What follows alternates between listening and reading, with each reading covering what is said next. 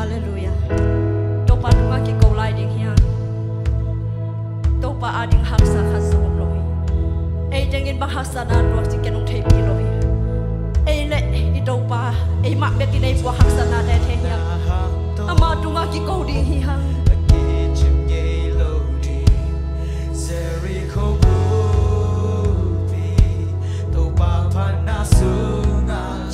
Praise the Lord.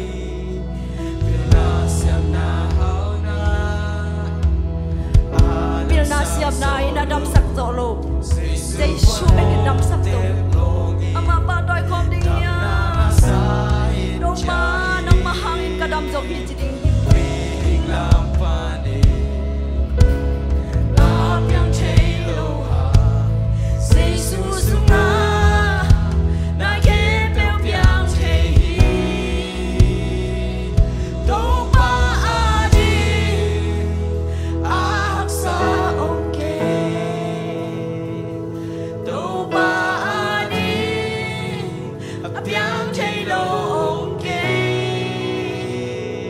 Don't